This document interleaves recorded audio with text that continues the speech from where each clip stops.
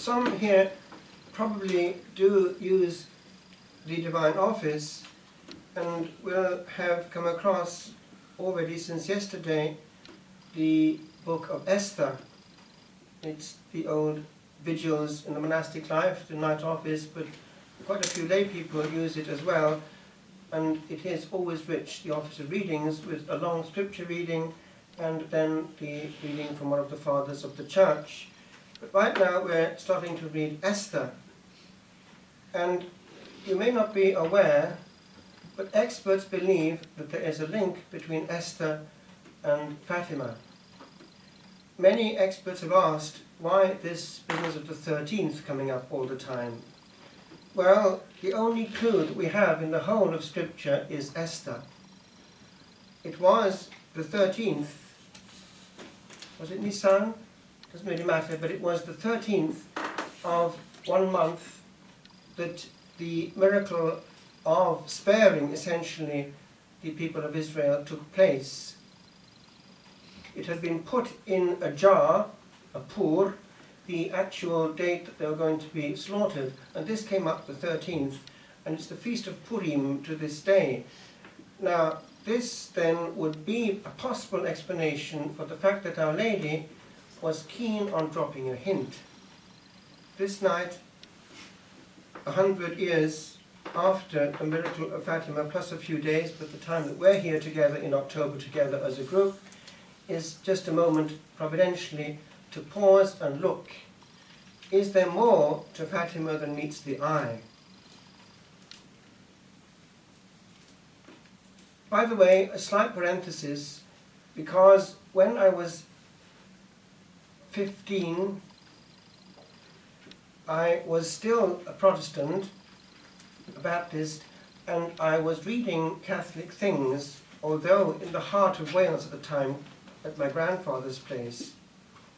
And it was, I remember, the vigil, although I didn't know it at the time, of the Feast of Fatima, that I came across this strange event.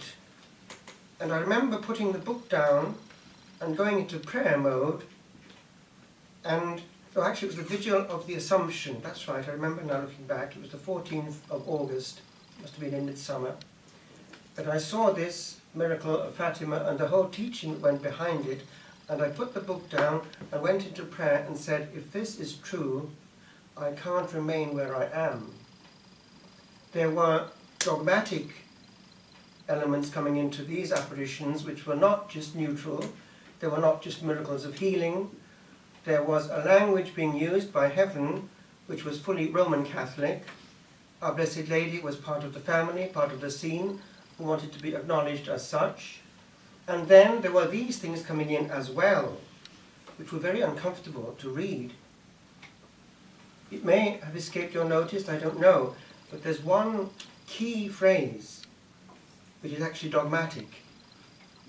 And it wasn't immediately known, because it was only in the 4th memoir that it was actually put down by Sister Lucy. It's concerning the 3rd secret, which she wasn't, of course, allowed to divulge. But in this 4th memoir, she drops a hint. And it's this. The dogma of the faith, notice those words, the dogma of the faith will always be preserved in Portugal. And then she adds just the word etc. Latin for and the rest, et cetera, and the other things. Now, that is a heavy, heavy hint. Now, we will all remember, will we not, the stir in the air in the year of the millennium, when it was first of all announced that the 3rd secret was going to be made known, and then when officially it was.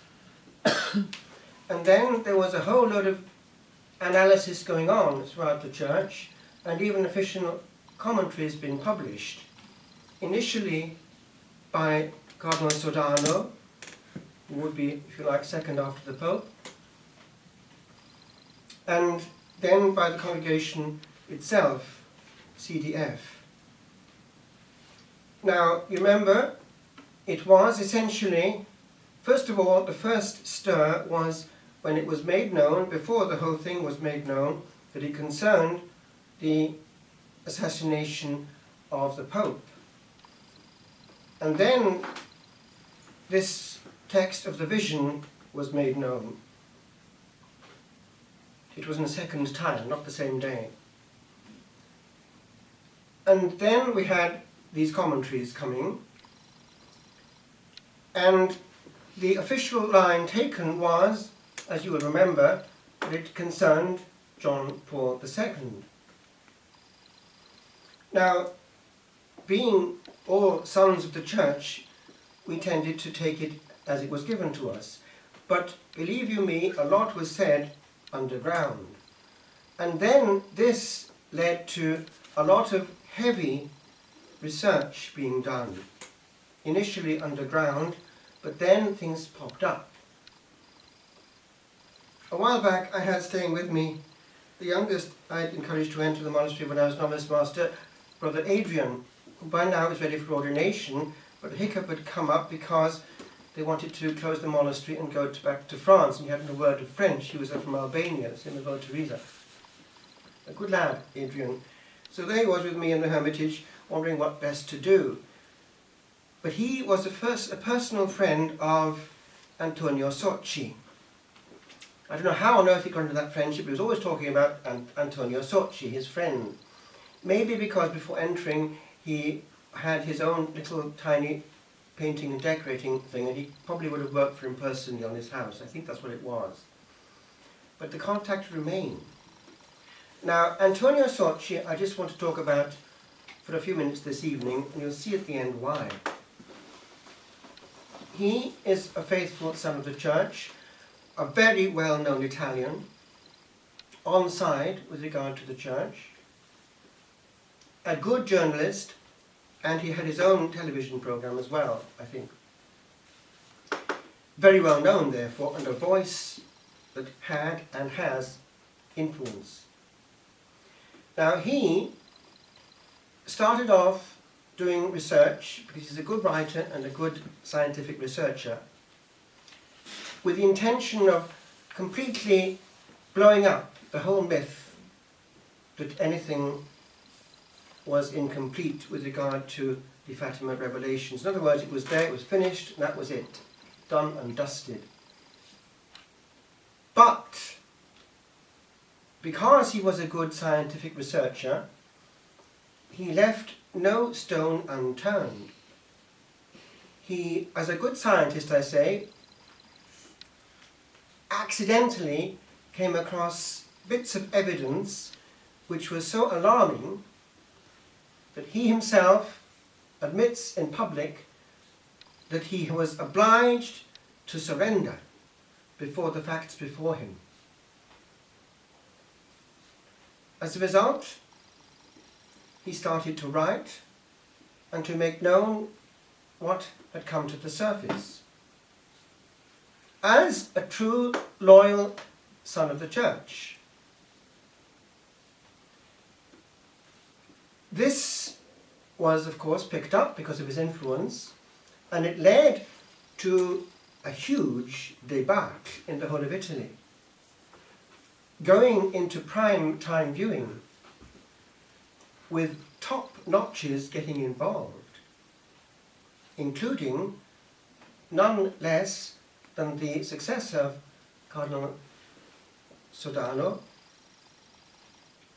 Secretary of State, initially Archbishop and then himself Cardinal Bertone, who was a great collaborator of Ratzinger. So it ended up, first of all, that Cardinal Bertone wrote a long book of 187 pages to answer this powerful writer who had the whole ear of Italy.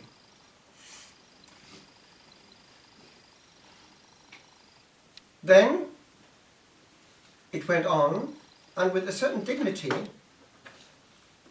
Antonio Socci, point by point, was able to indicate the lacunae. It then went a stage further, and Cardinal Bertone appeared in one of the most popular programs in the evening in Italy, Porta a Porta, from door to door. And there he defended again what had happened and his position in the book that he'd written against Antonio Socci. And he was being interviewed in the Vatican, and there were about 4 people of weight in the studio able to ask questions to him. But there was one notable omission: Antonio Socci. He was not invited, which was a blessing in disguise.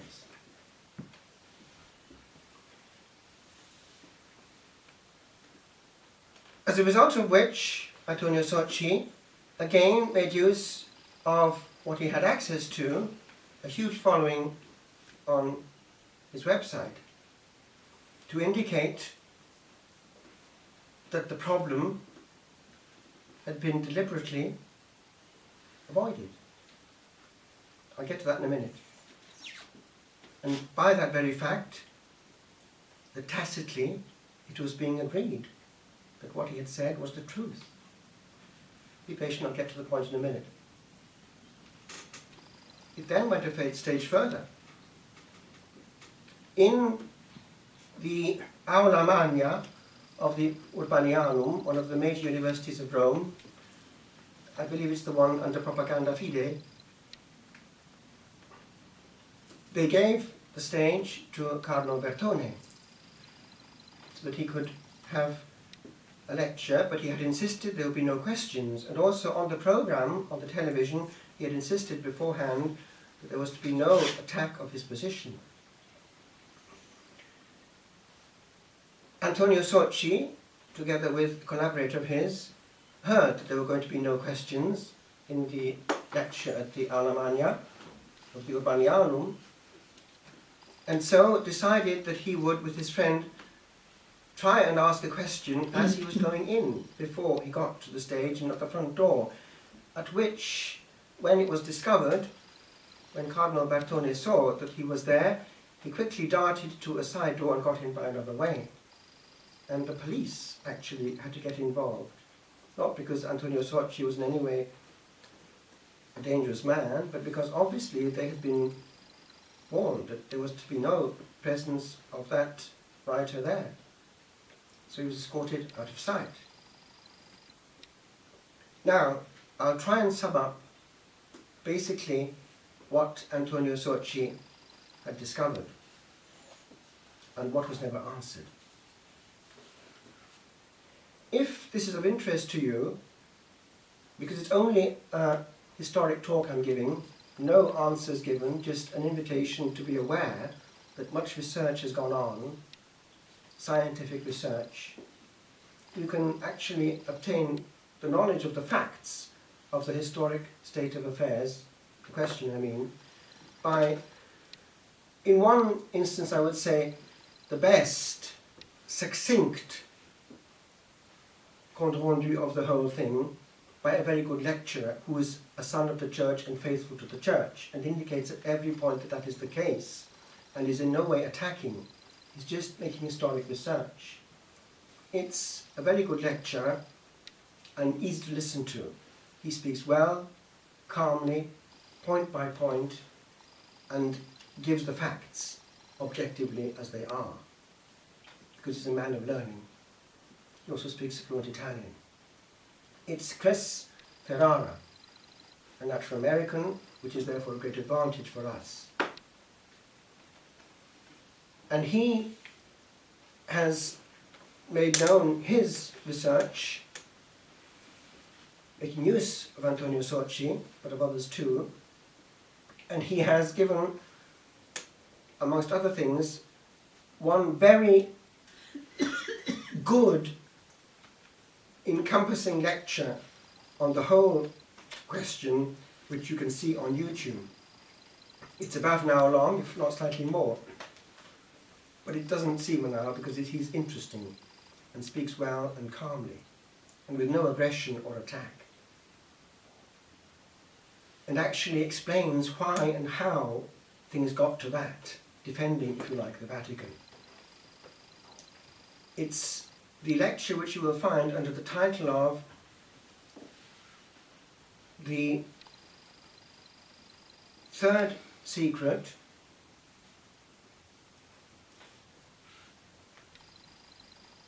Latest Development, or Developments, I forget, on the cover-up. Now, basically, what has come out is this. I'll just resume the main points. Francisco, along with his sister Jacinta and his cousin Lucia,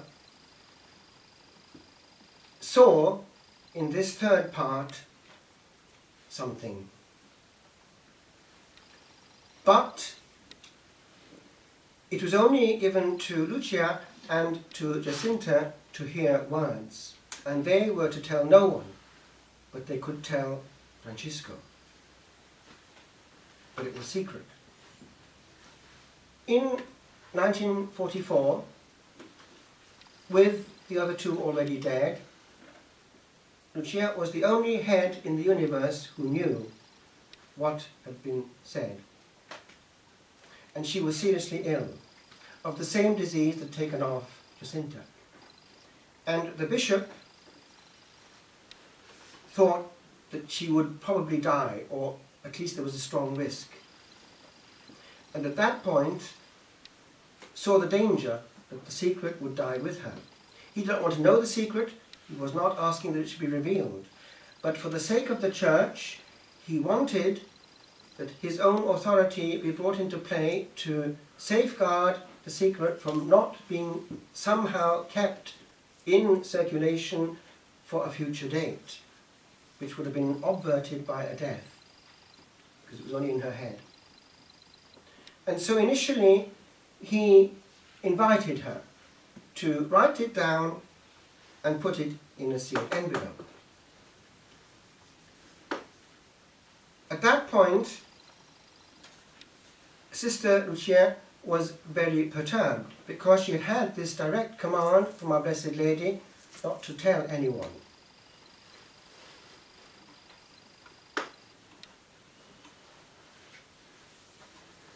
There was the proviso that it was to be told to the Pope, and that he was eventually to make it known, but not before 1960. But in the meantime, it was not to be divulged. So she hesitated and got back to the bishop saying, "My lord, I have been given an explicit command by Our Blessed Lady not to reveal this secret. I am troubled. If, however, you command me to give it, obviously under a sealed envelope, then I shall do so." Because the onus then was on him, and her conscience was clear. Under that pressure, the bishop gave a command. Sister Lucia then tried to put pen to paper. And something strange happened. She physically could not write it for a period of months. She tried all she could because she was now under obedience, but she could not.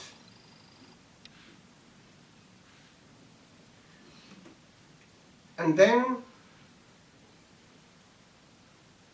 she was given supernatural strength because of the assurance given that it would not be divulged, to put it down eventually on paper, and to put it in a sealed envelope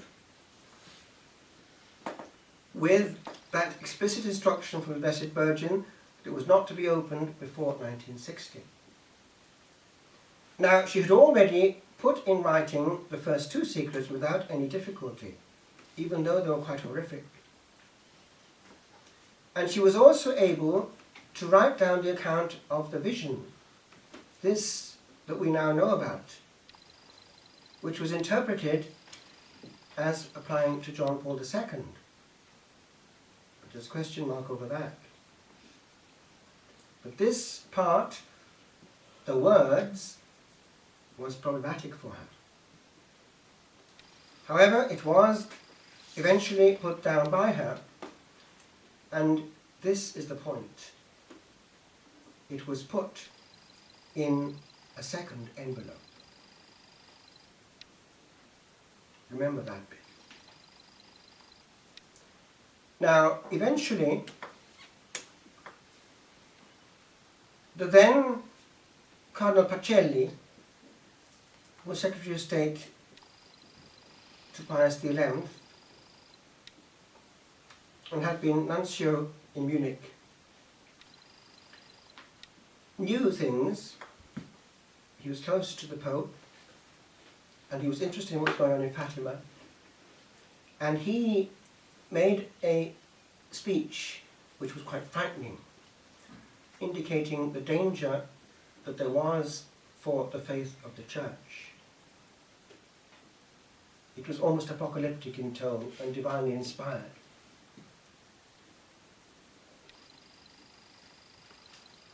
In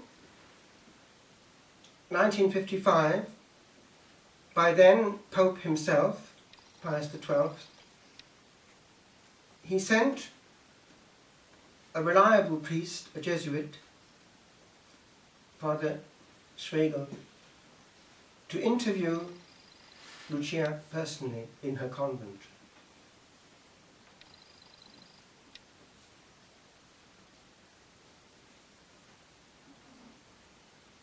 I mention also one detail which is not indifferent, that when the envelope containing the written part, the one that caused so many problems for Lucia, was held in the hand of the Bishop of Fatima, he held it up to the light and could see clearly enough there was one sheet in there with around 25 lines of writing. You could see that clearly enough.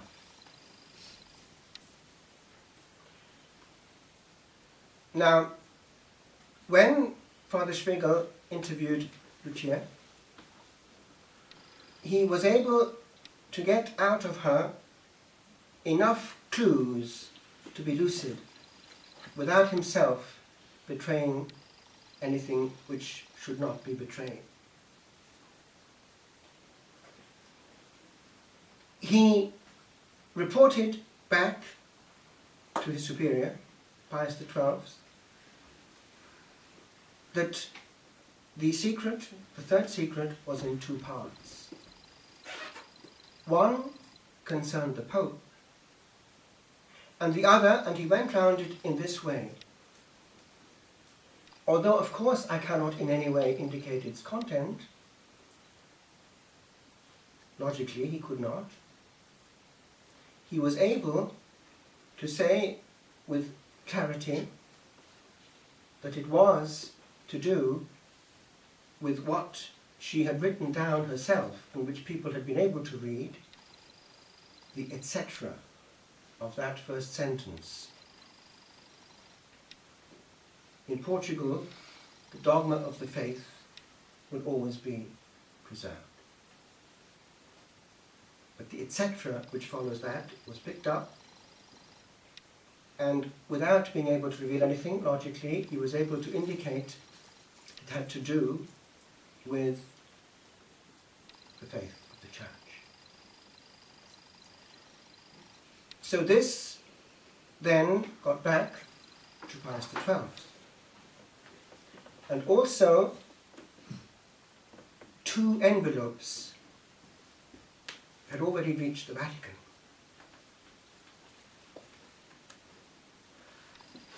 Now, when John the 23rd came into office in 1958,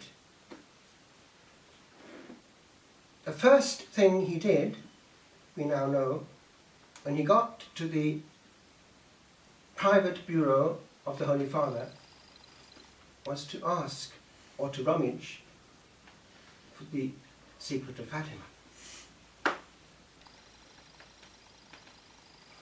It was in a wooden safe left there by Pius XII.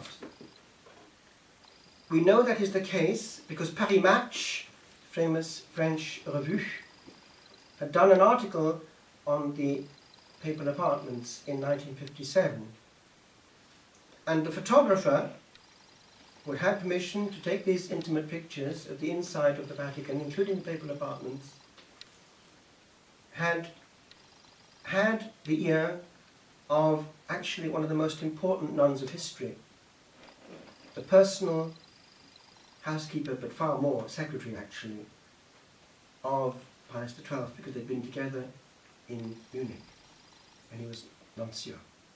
A German lady, Sister of Heiligenkreuz, Holy Cross, Sister Pasqualina. And she had indicated to the photographer that in that wooden safe is the third secret of Fatima. Of course, it wasn't to be looked at or read or opened, but it was there. So, it was there,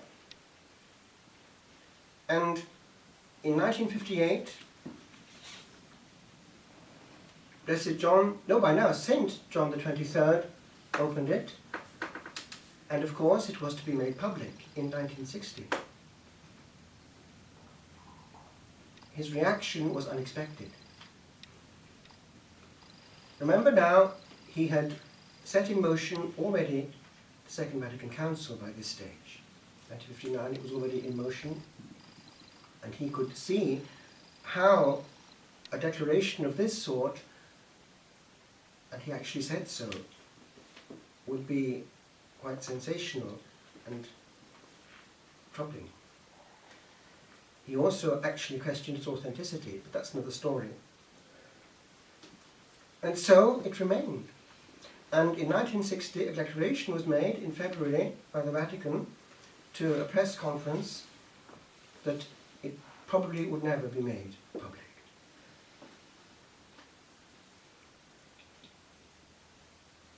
Now, the other envelope was put not there, but in the archives of the Holy Office. That's the present Congregation of the Doctrine of the Faith.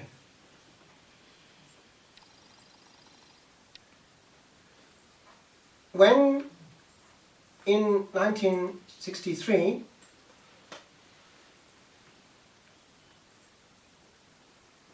Paul VI became Pope, he was hardly in the papal bureau than he looked for the message. And it was in this chest, which is so much of an antique in that bureau, that it's called by a name. It's called Barberigo, that important papal chest.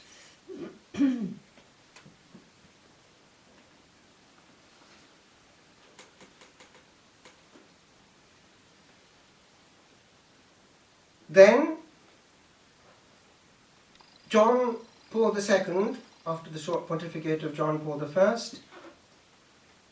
found himself in 1978 in that same papal apartment. And now we know that one of the first things he did was to look in that bureau for the third secret. However, he was assassinated, potentially anyway, on the 13th of May, 1981. And at that point, he asked for the full document of the third secret. He asked it of the archives of the Holy Office, by then Congregation for the Doctrine of the Faith. And then, of course, he realized the link with himself, because it concerned the killing of a pope. However, he was miraculously healed, as we know, spared. Our Blessed Lady kept him for another 25 years. And it was, of course, in his pontificate that we had the millennium. And we have two things going on. The secret ostensibly is made known,